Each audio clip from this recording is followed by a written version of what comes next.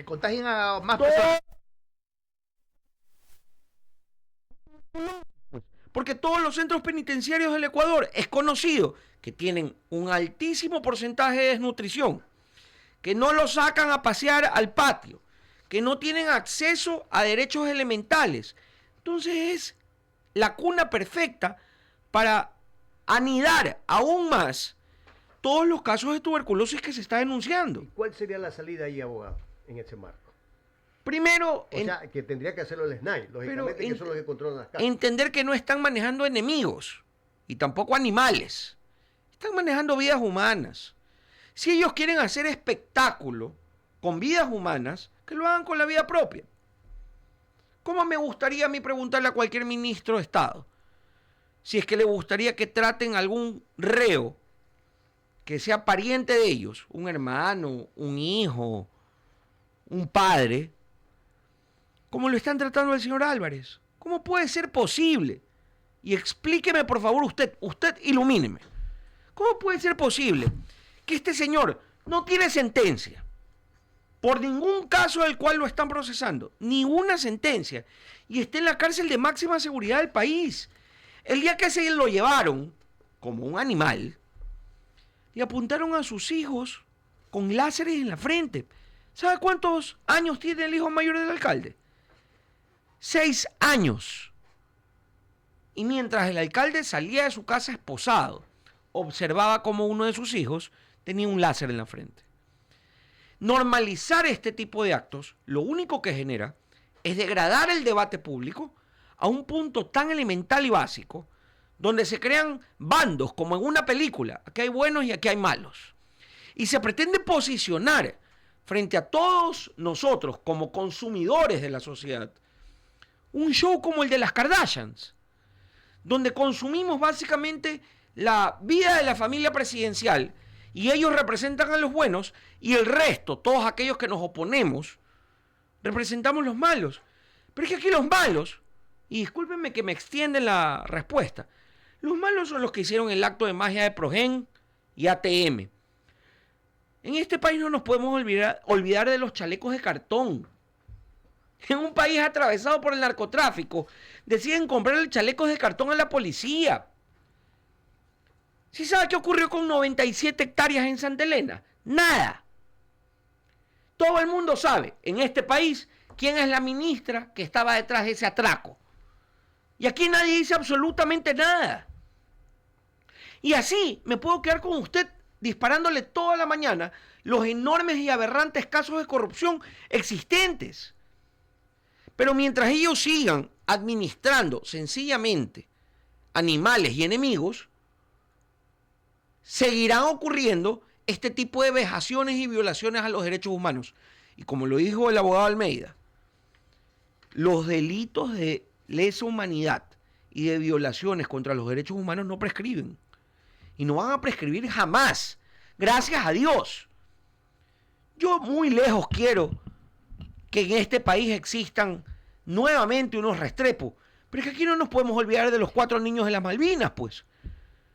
Y la imagen de esos 4 niños, los 4 niños de las Malvinas, y la imagen de Aquiles Álvarez, completamente deshidratado y desnutrido, con más de 66 libras al día de hoy, menos, esa imagen no se la va a poder borrar el gobierno. Y esa imagen los va a atravesar transversalmente. Y en algún momento, por más empresas que los resguarden, por más criterio disociador que hayan generado entre los buenos y malos, entre los ricos y los pobres, este país va a reaccionar. En algún momento, no sé cuándo, pero va a reaccionar. Pero ¿dónde queda lo que señala el señor, por ejemplo, ministro del Interior, John Reinberg? El señor Aquiles tiene una buena atención, tiene su medicina, tiene su comida, sale al patio a tomar sol. No hay ninguna de las cosas que dicen o que denuncian los familiares. Es lo que ha dicho el ministro en ese marco. O sea, ¿cómo entender esto en esa línea, abogado? Mire, yo el otro día que conversaba con un amigo suyo por teléfono le contaba que yo al señor Reinberg lo conozco y lo conozco de primera línea. Y consideraba que él es una de las voces definitivamente más calificadas del gobierno por su trabajo. Pero ha degradado tanto, tanto el debate público, la opinión pública, que aquí lo único que se genera respecto al Ministerio del Interior es asco. Y le voy a explicar por qué él está abonando a un delito que también existe en el COIP, que se llama delito de odio.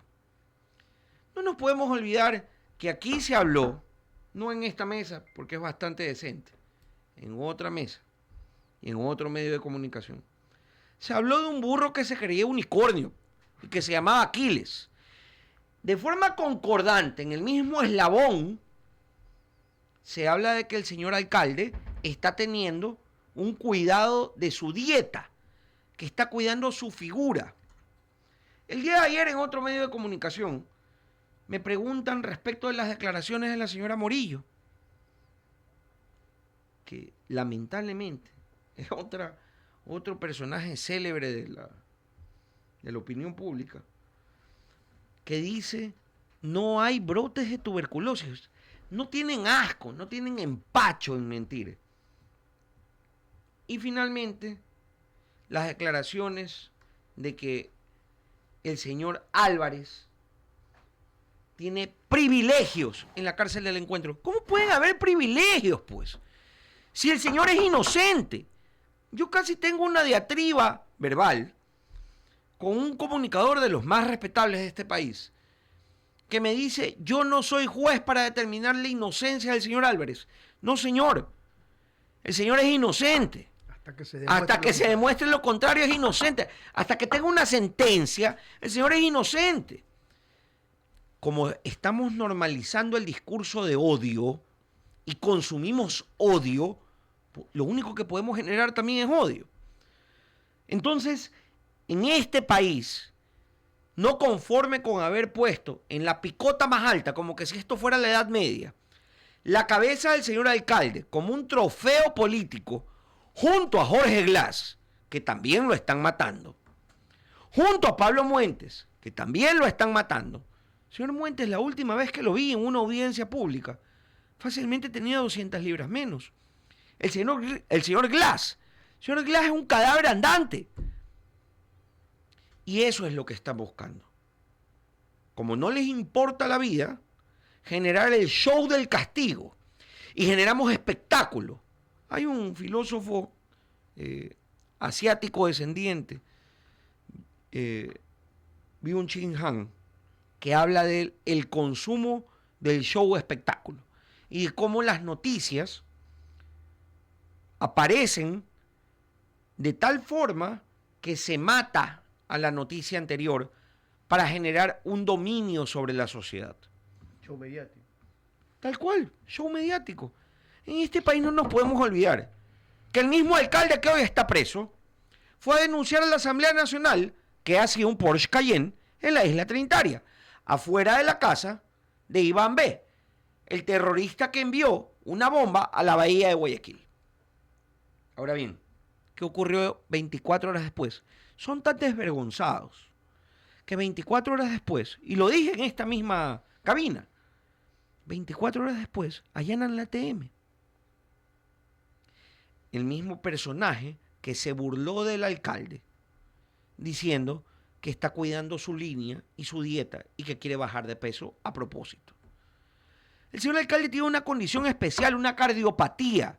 Los que no entendemos de medicina, que no es obligación de la generalidad entender qué es cardiopatía, es una enfermedad del corazón. Él tiene que tener un seguimiento médico especial. Tiene que mínimo alimentarse 5 veces al día. No con carne de burro ni de perro, que seguramente es lo que han de querer darle. Con un plato especial otorgado por un nutricionista. ¿Sabe cuántas veces hemos pedido que al alcalde lo visite un médico? Pero esa indiferencia que usted acabó de decir ahora es la que en la sociedad dicen: ¿y por qué a él sí y por qué a los otros no? Pero Sí. Mire, que esa percepción tiene la ciudadanía. mire, yo más bien al ciudadano que respeto como el que más. Porque yo me considero un ciudadano de pie. El ciudadano que pregunta esa barbaridad, me tomo un tiempo, respiro y le contesto. Y le comento, en este país, el país de lo inentendible, hay un señor femicida que mató a su esposa, que cantaba tecnocumbia.